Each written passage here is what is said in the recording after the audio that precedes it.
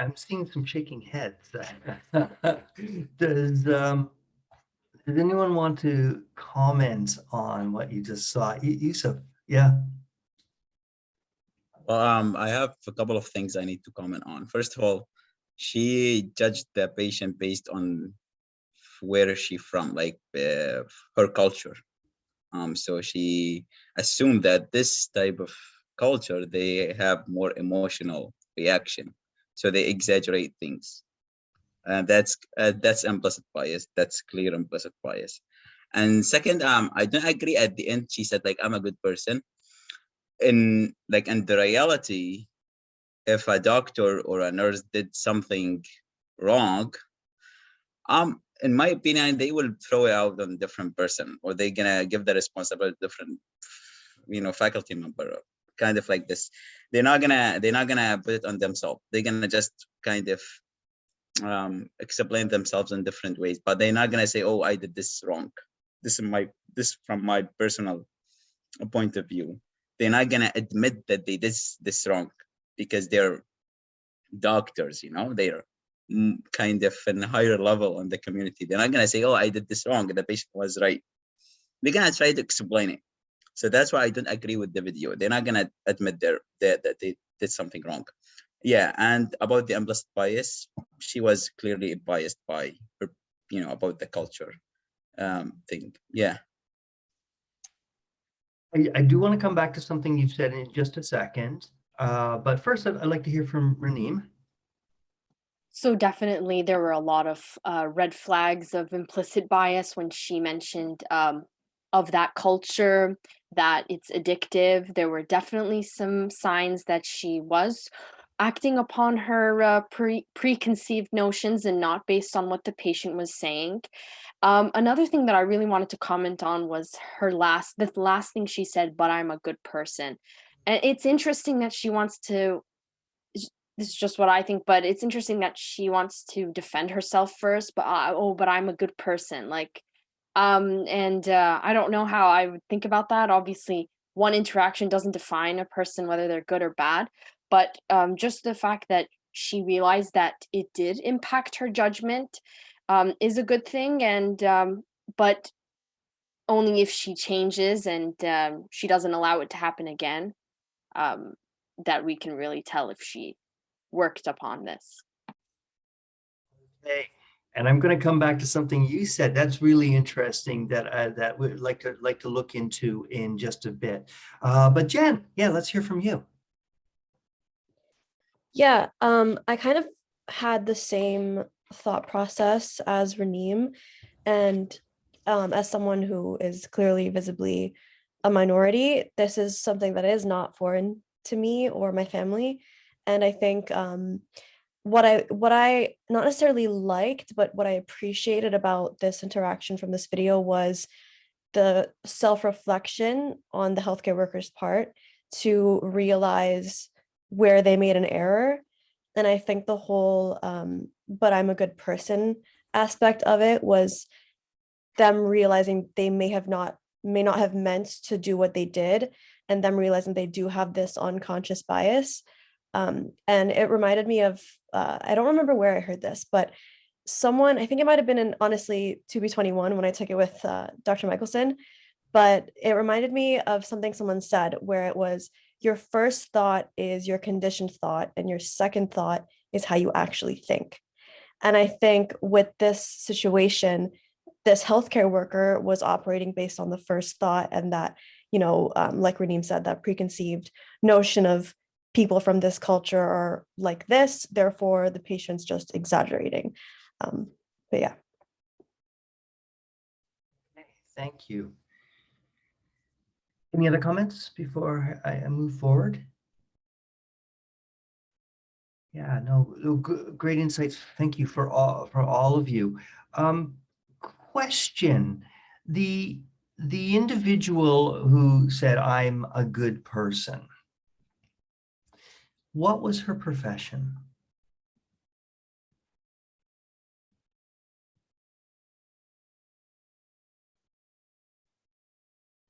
Yeah. don't know if I'm recalling correctly, but either a physician or a nurse. I know they were talking about dose administration for, I think it was morphine. Generally, you have to consult with like a physician if you're a nurse and you're administering the dose. And I know, I think Jordan in that situation was asking that person, I forgot her name. So I want to say either physician or nurse. Okay. Yeah, yeah. Any other thoughts? We didn't put it in there. We didn't specify, but I am curious about what people gather just from what you saw and what you heard.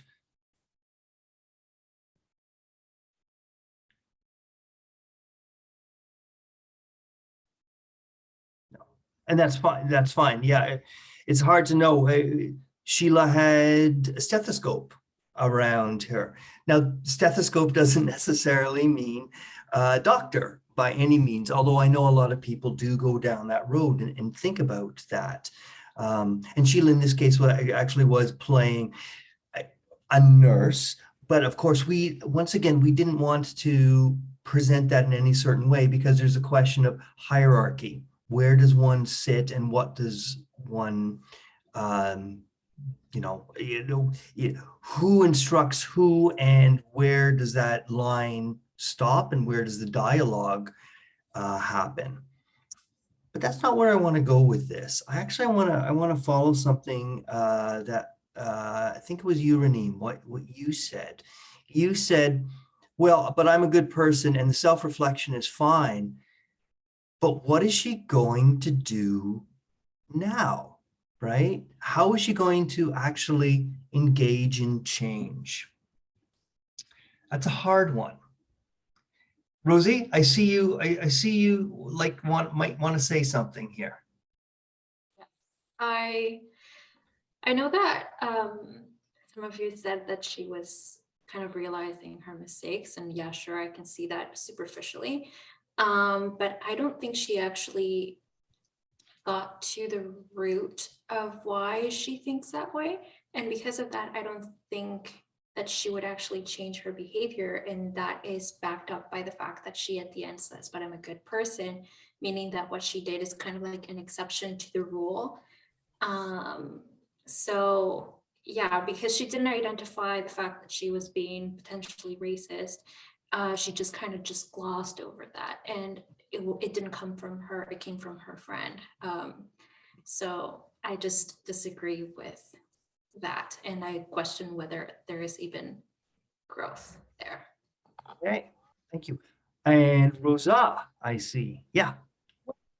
I'm going to suggest something based on what Jen said and what Rosie just said right now. Yeah. And it's a combination of what Yusuf had presented before. But I need someone to help me with this activity. So I don't know, Rosie, if I can just call you out on this, or if anybody, yep. Okay, so I think what you said was important in terms of like, is she really going to change? So there were several opportunities for somebody to call this person out or call them in, right? And that didn't happen. So I just wanted to exercise if in the first moment that there was like, what do you mean by that kind of conversation, if we could react to that. If we could react to that, because it's a skill building activity. So Rosie, are you up for it? Okay, so do you want to be Sheila or do you want to be who was it, Jordan? I can be Jordan, sure. Jordan? Okay. All right. So we're going to go back to that discussion of doses, and I want to see how you catch up on that opportunity for me to grow, right? So, okay. So here we go. Well, Rosie, I just don't know. You're asking me to give this really huge doses for this particular patient. I really think is emotional because, because of her background, because, she could become addicted. What about her background would make that more likely to happen? Yeah, she's, I'm reading in the literature how some groups react to some medication, and I just don't want to be responsible for her picking up an addiction in some way. If she's just reacting, I mean, why don't we take it a little bit careful? This is, thinking on her own future. I understand your concern for that. We don't want anyone to get addicted to medication. Yeah, I get that. But I think that you're approaching this not necessarily in the best way, because you do see that she's in a lot of pain, and that is potentially why she is very emotional right now. So I think that that should be a priority instead of thinking of whether she gets addicted to medication or not. You're muted. Rosa, you're muted. Oh, sorry, let's freeze here and let's go to the people. All right, is this working? Am I being called out? Yeah. Jen? I think we're getting there, but not yet. Okay, show me. So here we go. Oh, I just, I'm thinking about her. I'm thinking about her future. I mean, we have that responsibility. We owe it to her.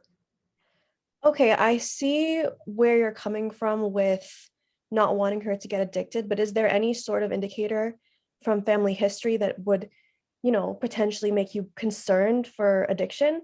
Does her family history show any sort of history of addiction? I didn't have time to read the file completely. She just, came in and we were just tending her immediate needs, but it's evident, don't you think? Well, I read the file and I did not see anything that would indicate that. And I think you're approaching this from, because you said her background, and I don't think that's a reliable source to be basing medical information on. I think that we should be listening to the patient on what they say that their pain is. And I believe that you're making an assumption based on something that you thought that is grounded in actual medical fact. So I feel, based on the x-rays and based on the level of pain that she is reporting, we should listen to the patient and administer medication that would ease her pain. Joseph, you have your hands up. Yeah, I was actually, I want to ask question. Why do we take that, we took the discussion to like the addiction part? Because in the video, they did not mention any addiction. Like she just judged the patient based on the culture without even mentioning the addiction. So you think it's So, a way of getting away from the real conversation by going with addiction? yeah, I mean, like she was judging that particular culture, they overreacting and they always exaggerate things. So always exaggerate pain, for example. So maybe we could direct the conversation to be like, why you're judging her based on her culture? Just go straight Turkey and ask me? Exactly. Give it a shot. Good. You want to do it? Do it. Yeah. For the exercise, I don't look like this, okay? I look like Okay. Sheila. Because Okay. it does make a difference, right? Okay. So my question is, why you're judging the patient based on her culture? Why you're assuming that she is overreacting? I mean, we have facts. We have the X-ray picture. We have the result, her everything. So, and that's clearly show that she has to be in a lot of pain. Why are you judging her on based on the? You know what? I resent that. I think you are very too critical. I don't know what you're implying. I don't know what you're saying. I am here working for the best interest of the patient. I do not know what you're implying. So I ask you, please, to think about your words carefully. Okay, so I think you have to go to your who is the person responsible for you and discuss the situation with them, because they're gonna have better judgments, like a doctor or something, since you are only a nurse here. The time out there. Yeah. I see some- Yusuf, and Raneem, I see your hand is up, so I do want to get to you, but Yusuf, I'd like to just ask you what you were saying. Was that, or the way you were saying it, was it effective? Well, I guess it's not effective. It made the conversation more aggressive. But I mean, if she's only a nurse in the whole situation, she has to go and ask the doctor. They're gonna have better judgment. Okay, Yeah, but the you're term, the doctor in this situation. so go ahead, Rosie, I interrupted you. Rosie? Sorry, I interrupted you too. I just wanted to emphasize that you're supposed to be the doctor in this situation. So because Kevin said he's just only a nurse, Us. right? No, the role that, well, Rosa is now playing, that Sheila was playing. I said she was a nurse. I actually didn't specify specifically what Jordan was playing, but I think, you know, most of our discussion did revolve around the Jordan being a doctor. I do want to, you know, bring up that only a nurse though. I'm just going to check in really quickly with Rosa, because you're playing a nurse. When you hear the term, you're only a nurse, what was your reaction to that? Well, there's a lot, right? Because people aren't just parts and pieces, right? It's the whole intersectionality of it, right? So I'm playing Sheila and Sheila's role, and this is Yes. a person who has a very strong impression and using knowledge with the real intent to do what's this person thinks is best for the patient. However, the person who she's talking to, in this particular case, it seems to be someone in hierarchy, because it was somebody who was following up, is telling her, you're only a nurse, you don't know better, right? So there's also that intersectionality of power that is along with it. So I just think that what's important here is that we understand the biases that we are already introducing in this conversation. And I want you to hold on to some thoughts, Joseph, because there's some really interesting things that we can go back to. But we have Renim and Jen who raised their hands too. So I believe they wanted to add something. Renim, would you like to go first? And then Jen? Sure. So definitely I agree that it doesn't matter who you are.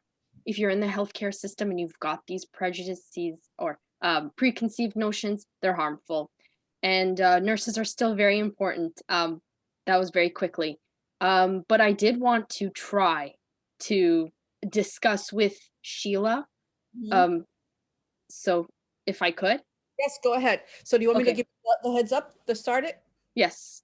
Okay, so she was in a lot of pain, but she's very emotional too, and we just don't really want to cause that addiction moving forward in people of her characteristics.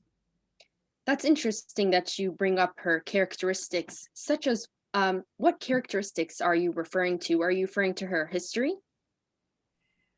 Well, you would have to see her to understand what I'm saying, like the literature is very clear in terms of some populations are clearly easier to be sensitive to get addicted.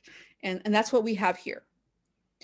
That's interesting that you think about addiction, but shouldn't we focus on the issue at hand, which is that she does have a fracture, and with any other patient, we would have administered the maximum dose. And I understand that you are worried about addiction, but in the end, we're here trying to treat this specific issue. Is it okay? Like, shouldn't we go forward with the maximum dose for this specific issue? But you have to see her. She is very emotional. And so how much is the emotion talking, right? Does she really need this doses? That's the only thing I'm saying. I'm not saying we don't, but does she really need it? I think she's being too emotional.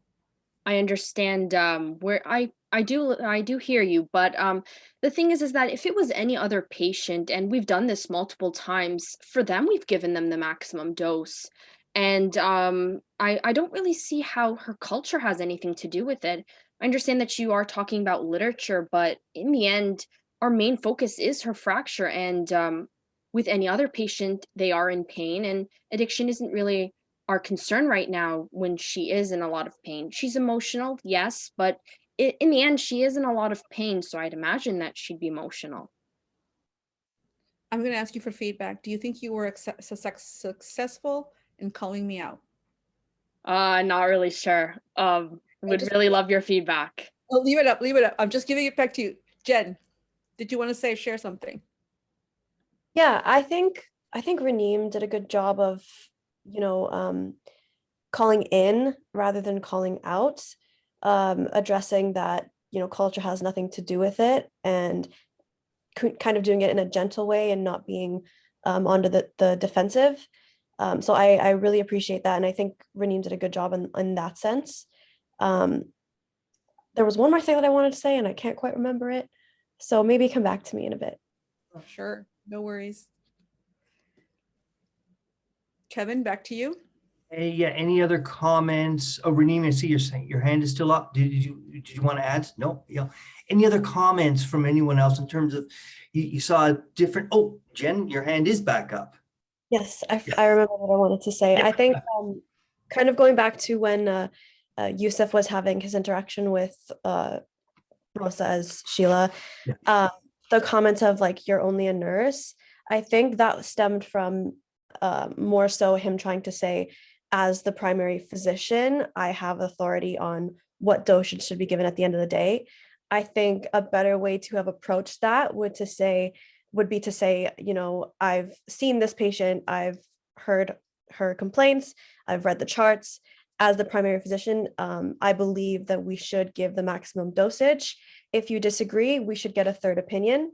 And then also address that implicit bias that is within there. But I think, you know, getting a second opinion or a third opinion would really kind of bring that message home without isolating this person as like, oh, you're racist, you're this, you're that. I think it would be a more gentle reminder to be a little bit more careful and look at the fact rather than worry about a what if that you've seen in literature. But yeah.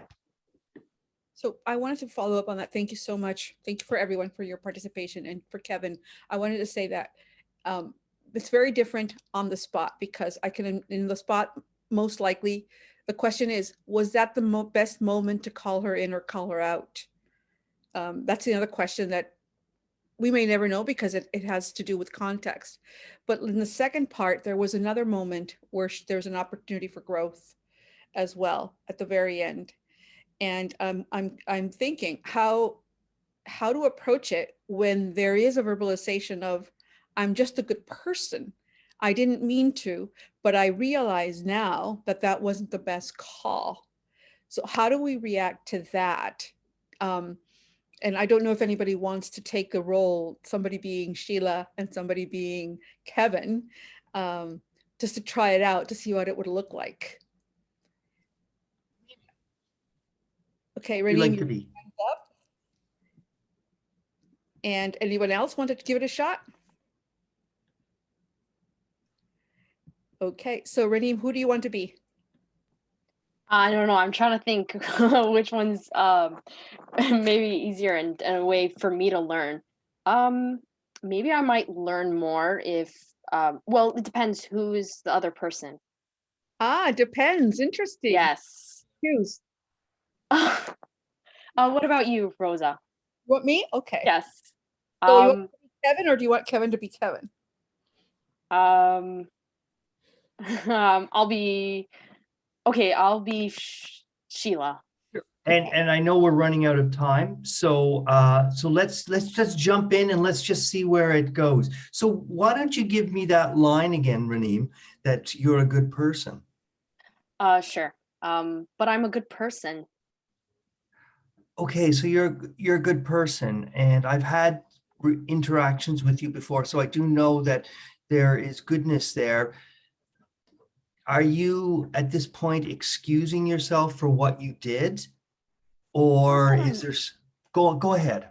It's not that I'm excusing myself, but it's just that I don't think that this, like, I'm a good person. I would never do something with the intentions of doing harm. So I still think that I was still coming from a good place. I was thinking for looking out for the patient. Yeah, and it's funny though, in intentions, there's intentions, and then there's lack of intentions that can still cause harm. We don't know what's going on underneath us.